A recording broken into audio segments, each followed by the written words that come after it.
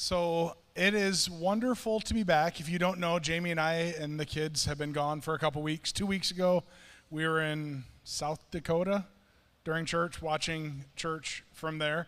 And last week, we had Michaela here, and she finished out the Rooted and Grounded series for us, and I had the honor to preach over at Thrive. So we are in the middle, we are kicking off. That was the first half of the summer, was Rooted and Grounded, and now we're going to do a series from here calling Becoming You, with the idea that we as Christians need to be more Christ-like, but we need to lean into what that looks like. So we're going to celebrate so many wonderful stories where I'm going to have different people up here kind of sharing parts of their story, but the entire idea being that I want us to lean into becoming more Christ-like, because the freedom that we get when we become more Christ-like, when we lean into a relationship with God, the freedom that comes in that is so amazing. And the times that I struggle in my own faith, my own Christian walk, are the times that I'm trying to be something that I'm not.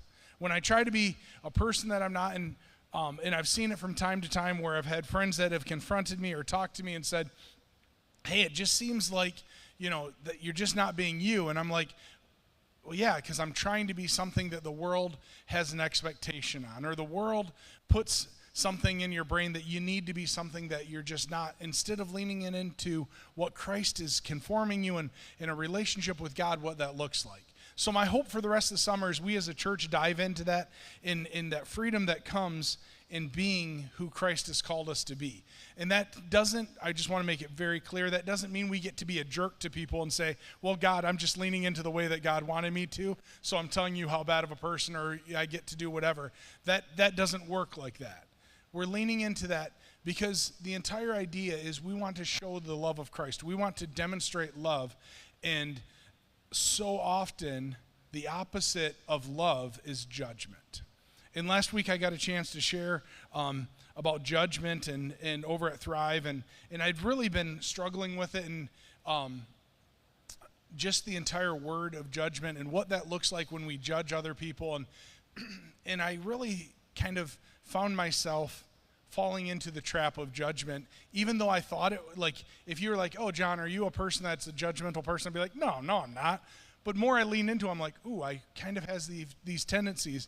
As much so as, and I think I've shared this story before, but Jamie and I, when we first started dating, I would say it's probably the favorite game that Jamie and I played while we were getting to know each other and courting, or whatever you want to call, is we would go to a public place, we'd sit and we'd watch people and we'd make up a story about them. Am I the only one? Are we the only one that has ever done that, right? Like, we would sit there and we would just, it was like one of my fondest memories of pre-kids dating time is we'd sit there and we'd just make up a backstory behind who this person was and da-da-da-da-da, and we'd have an entire elaborate story, and we'd always kind of joke about it, and we'd be like, I wonder how true we are on it. And then the epitome, or whatever you want to say, of this game happened one night when we went to the movies in Midland, and we watched the movie, and it was this, I don't even remember what movie. I can't tell you anything about the movie, but if you know, in Midland they have those like theater seats outside in the, it used to be, I guess not anymore, but they'd have theater seats out in the concession area, and you would sit there. So Jamie and I just went, let's just sit here and play our game. And we sat there, and we were making up stories, and it kind of cleared out between movies, and we were about ready to get up, and in walks this mom who you could tell was asleep 20 minutes earlier.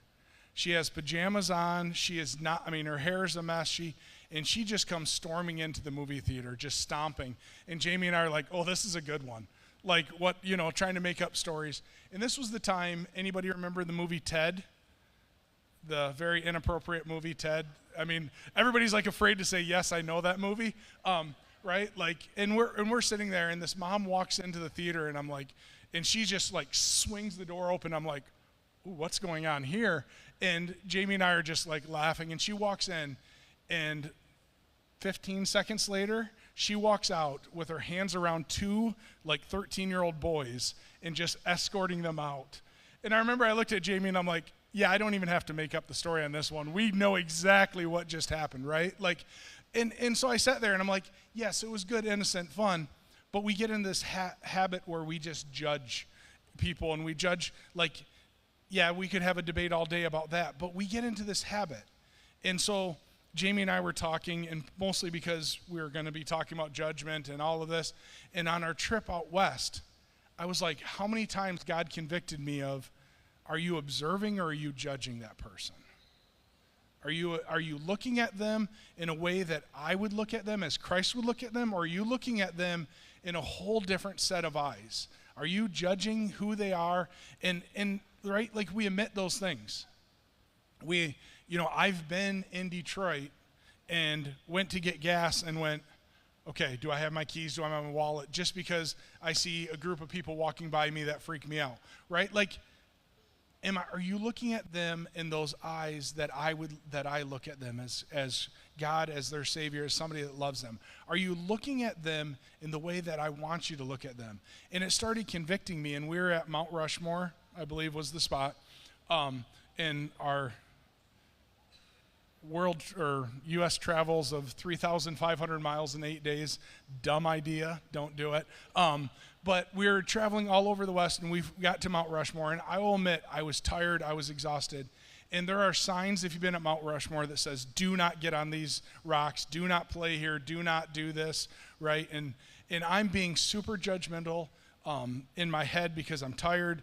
I found myself making fun because apparently at Mount Rushmore they had karate people like putting on a karate show, and I'm like, so Jackson and I are like teasing them, and I'm like, wait a second, am I looking at these people?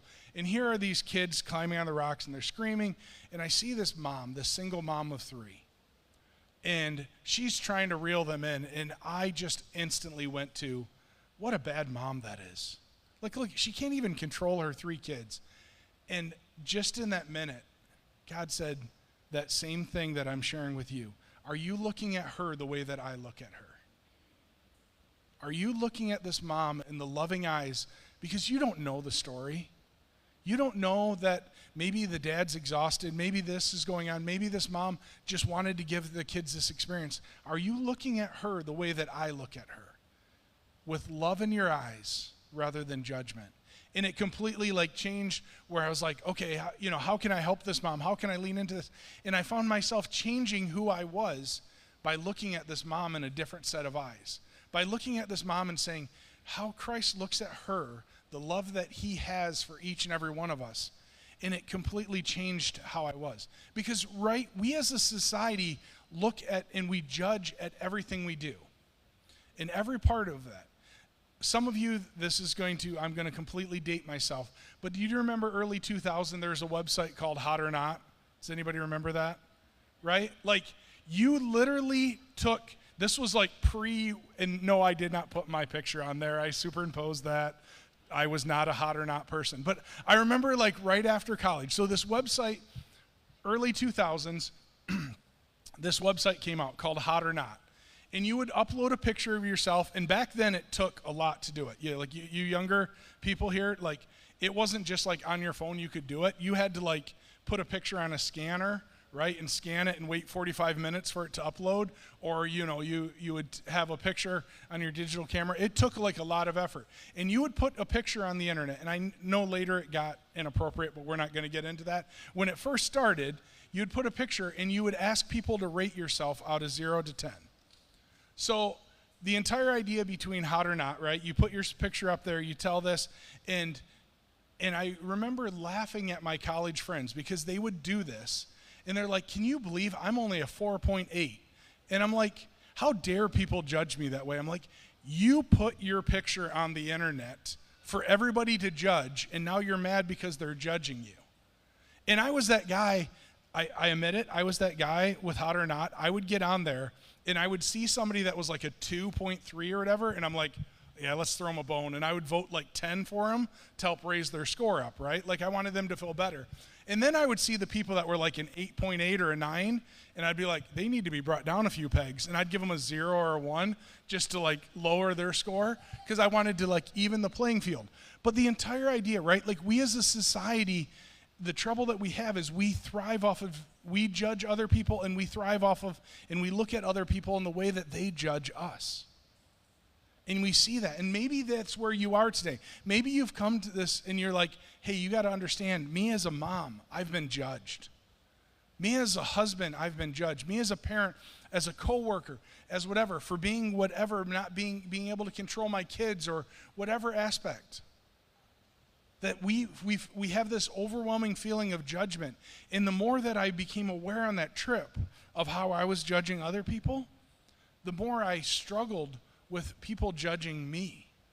And I would see people, right, like, you know, it's time to jump in the pool. Ooh, I don't know that I want to, you know, go swimming right now with the number of people that are in the pool, or the, right? Like, you have those judgment eyes that you start feeling more and more judged. And you struggle with that. And the key that we need to do is to lean into that. The verse I want to share today is found in Romans 14:13. And it's a very straightforward verse. But to understand, it starts off, therefore let us stop passing judgment on one another. Instead, make up your mind not to put any stumbling block or obstacle in the way of a brother or sister. So we as a church, that we are going to lean into this one verse today, because I want you to understand the power in this this verse. And we're going to go deep into this to understand this is Romans. So this is the early church, and this is the rules that they set up because we saw the struggles. God saw the struggles that we were having in the early church of passing judgment on one another. We look at other people and we see this judgment, and we go right into, well, they must have done that because whatever, or da-da-da-da-da. Like, we find an excuse for it because we find a way to judge somebody. We find it by the car they drive, by the way they look, by whatever they do. We have these judgmental eyes. But the part that, if you want to leave that back up, sorry, I tricked you, Kelly, my bad. It was all on me. The part that I want us to land on is that ending part. Make up your mind not to put a stumbling block or obstacle in the way of a brother or sister. Because the truth is, when we are judgmental to somebody, it hinders them. People that we love, when we are judgmental to them, to our kids, to other people, it hinders the ability that they have for them to lean into a relationship with Jesus.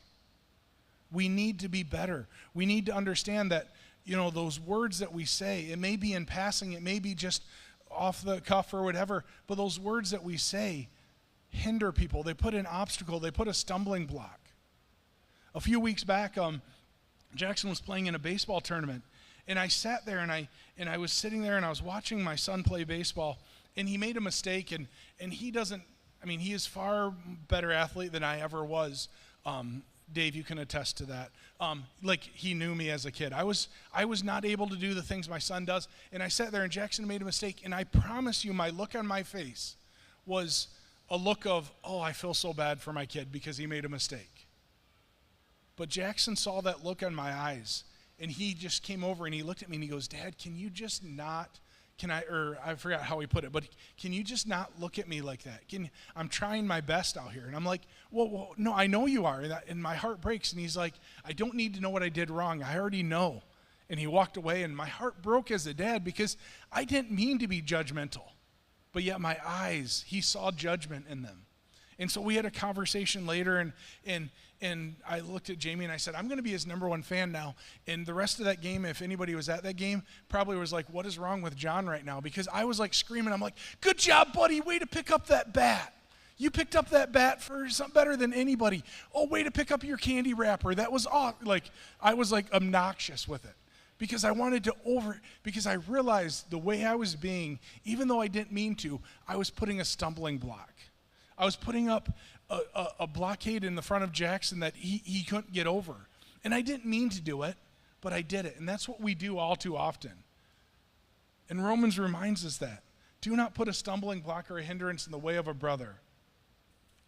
So the hardest part was we lean into judgment, and understanding those moments of judgment is there's a very fine line between observing and judgment. And we have to be careful with that. And we have to ask God in our heart, okay, what I'm doing here, am I being helpful? Am I putting a stumbling block? Am I putting something in the way of somebody else? Or am I truly leaning into what you would have for me? Am I truly leaning into what you want me to be? Am I showing them Christ? Am I demonstrating who they are? If you could jump to the last point for a second. This is the heart of what I'm really trying to say, is instead of doing the job that we think Jesus wants us to do, we need to do the job that Jesus did. And we need to put it through that filter, and we need to look at the things that Jesus did on his time on earth and how he loved people and how he didn't go forward and say, well, let me tell you, you're all going to hell. But instead, he loved people, and he walked through life with people, and he demonstrated ways to show love, and he demonstrated ways to correct. And we can lovingly correct people. We can lovingly say, hey, that hurt. We can lovingly say, I don't know if you realize, but the way you're treating that person isn't the best. But there's lovingly ways to do that, but to also help us grow. And so my hope again is that we will become more and more like Christ. So this summer, as we work on becoming you, it's becoming the you that Christ called you to be, but it's also becoming you, Christ, becoming more like Christ, becoming you, God. I want to be more like you. And reaching out to God and saying, how is it in this situation can I demonstrate Christ? How in this situation can I show others the love that you have for me? How can I be more like you? And so this summer we're doing this, and we're going through this, like I said, and we're going to celebrate a couple different people in different situations. And every week my hope is to have somebody come forward, and we're going to talk about the celebration. So I'm going to invite Carrie to come up with me here. Carrie Wedge. Let me grab this microphone. Carrie's been a friend that I met through my time. I think it's on. Yeah. So through my time, you got to come over a little bit closer. I know you hate being in the light, and this is all about Carrie's dream is to be in the spotlight and have everybody, I'm just teasing, but Carrie is somebody that I met through my job as a youth pastor. Her boys were in my youth group, and I got to know over the years, and we've created a friendship that has went through a lot of situations. I'll just put it that way. Yeah. And I've been really excited because she's transitioned into a new job. And again, becoming you, this part of this is to celebrate what God is doing. So my first question is, tell us a little bit about this new job that you've landed and what you're currently doing. Okay, so I work for Gregor Midland. I've been with Gregor Midland, it'll be 13 years in September. And in May, I left my position at the community center and took the position of director of operations at the Coleman Family Center. So there's a lot of things about Greater Midland that people don't know. Most people just think the lovely new building that we just put up, and a lot of people don't realize that we have two family centers, the Coleman Family Center and the North Midland Family Center, and we are very different from the community center. Yes, and in that, part of, I remember as you called me and said, can you pray over this? One of the things you said to me was, this is something I'm passionate about. Yeah. And I remember like hearing your voice, I'm embarrassing, I know, but your voice cracking as you were saying, this is something I'm passionate about, in that fine line you were having between, I really want to do this, but I don't want to get my hopes up because if it doesn't work out and that. So tell us some of the things that you are passionate about in between this job and also in life. First, I'm a mom. My husband and I have 3 biological children, and then we have 2 bonus children. So we're raising 5, and that's my number 1 job. That's my first priority, is to being a mom. And anyone that knows me, I'm like a mom 100% all day long. That's just me, and I love to take care of people. I love people. I love hearing people's stories. I like learning where they came from, their struggles, I love hearing people talk. And so the job that I took, I transitioned from a more like desk job to now I am very big into community outreach. I know you've talked about the 5 love languages, and I kind of joke that I think that there's a 6th, and it might fall into one of the 5, but it's the sense of belonging. I think a lot of us just really feel like we need to belong to something, and towards the tail end of my job at the community center, for no reason whatsoever other than I had just, my passions had changed a little bit. I was just feeling like I wasn't really belonging. Then when this position opened up, I was like, this is where I need to be, and I really felt that calling to move to Coleman. No, that's perfect. And in that transition from going, I know we don't have 6 or 7 hours to talk about all of the things of God, that walking through the different situations of even your 2 bonus kids and the things some of your boys have went through, and just we've celebrated many amazing things with your family. And those are things that if you know Carrie, or if you get a chance to get to know Carrie, they will just ooze out of her, because there's so many amazing God moments. But could you highlight, please, for us, like a few of the God moments that really help shape you and shape your faith? Okay, so this is the one I share the most. For those that have known me a long time, you know that my middle son, Dylan, was diagnosed with leukemia in December of 2005. He was 2.5 at the time. We were not quite members of the First United Methodist Church in Midland. We had just started attending. So in 2005, I had this nudge. We did not belong to a church. At this point, we had our oldest, Nathan, and Dylan. And later that year, I got pregnant with our third, Lane. And my good friends, Chris and Lori Brown, invited us to go to church with them. So we went throughout the summer. I think Nathan even attended Vacation Bible School there. We went to a Christmas party at Reverend McCummon's. And throughout your church life, there's always going to be 1 or 2 pastors that just stick with you, and that for me was no offense to you. You're right. Like I don't look at John as my pastor, even though he is. He's more of my friend. But Reverend McCummins and Chuck Keyworth were. If you didn't know them, I'm sorry, because they are 2 phenomenal men. But anyway, so let's fast forward. My dad was diagnosed with cancer in August of 2005, and then in December, we found out that Dylan had leukemia. And so we get rushed down to U of M, and we get the diagnosis. He is going into surgery. If you've never had a little one go into surgery at U of M, they let you hold your child until they fall asleep. It's awful. And we had to leave him, and we're walking out into the waiting area, and there stood Reverend McCummins, who, again, I had really only met personally maybe 3 times. And he drove down to Ann Arbor to be with us. He sat with us the entire time Dylan was in surgery. He bought us breakfast. He brought us a card from the congregation with some money in it. And that was basically the start of my faith journey.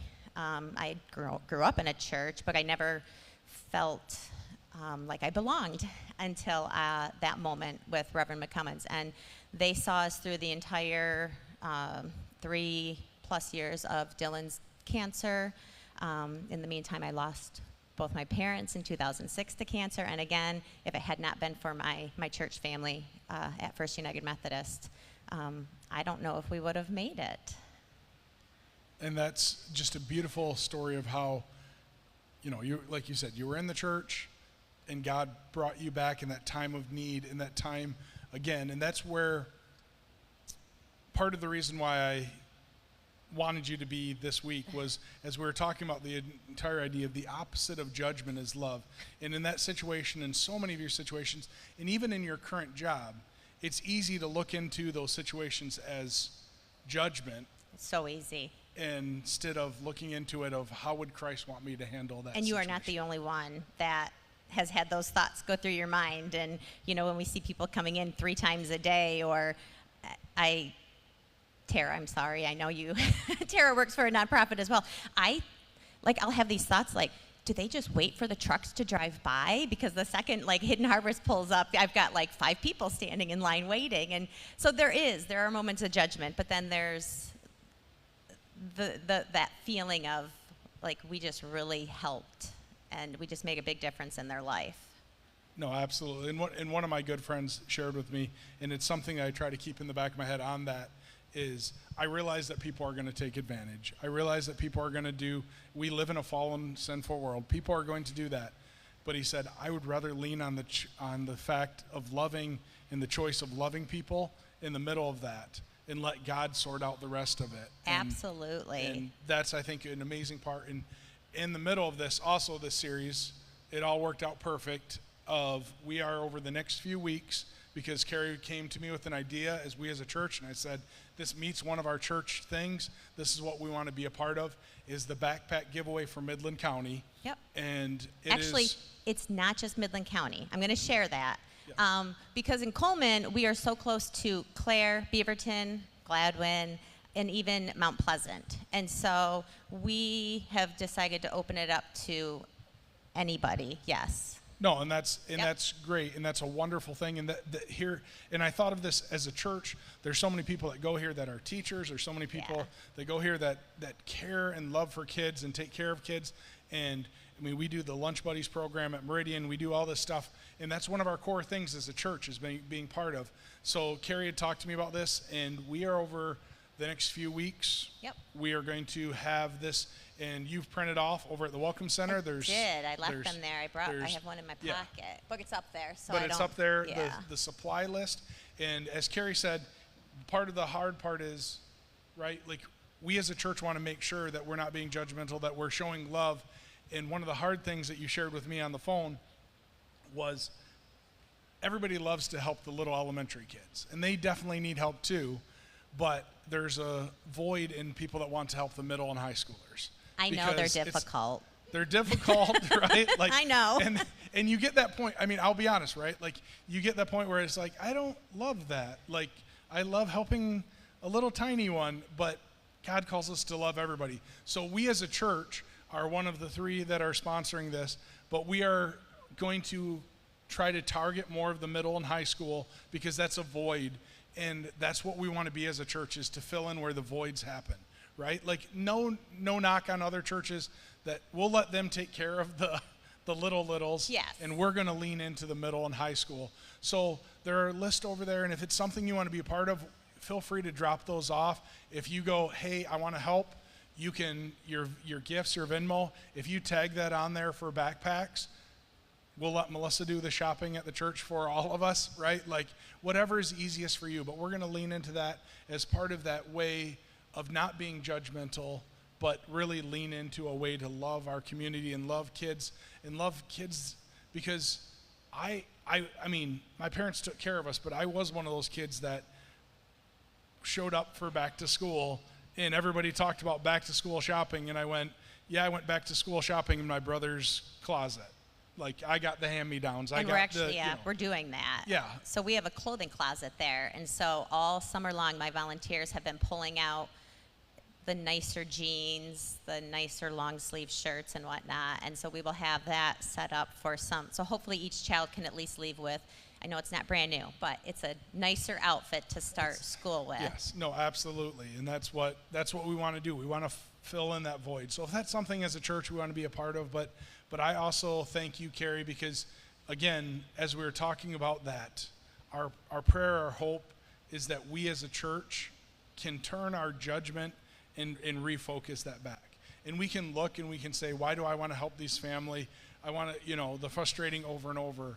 But that's something that I feel like is a true testament, even though you say you struggle with it too, of who you are, is turning that positive of a negative situation, turning the judgment and refocusing it back to true love. So I thank you for that, and thank you for sharing part of your story. And I'll give you one last, if there's anything else you want to share. I had one Bible verse, and it's funny because it really hits on, and again, this is a Brent McCummins thing here. So the Christmas, my mom passed away in November, and so I went to the Christmas Eve service, and it was all about being the light of Christ.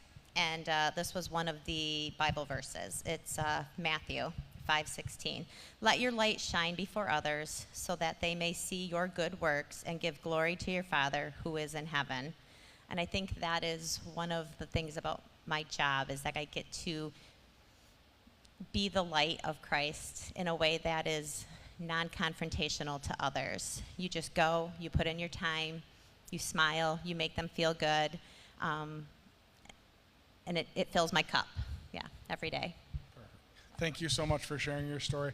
Let's pray together. Dear Heavenly Father, thank you so much. Thank you for being that reminder that you've called us to show this world you. You've called us to do those hard things, and we thank you for carrying her story of just the things she's walked through and how she's making a difference by showing people love.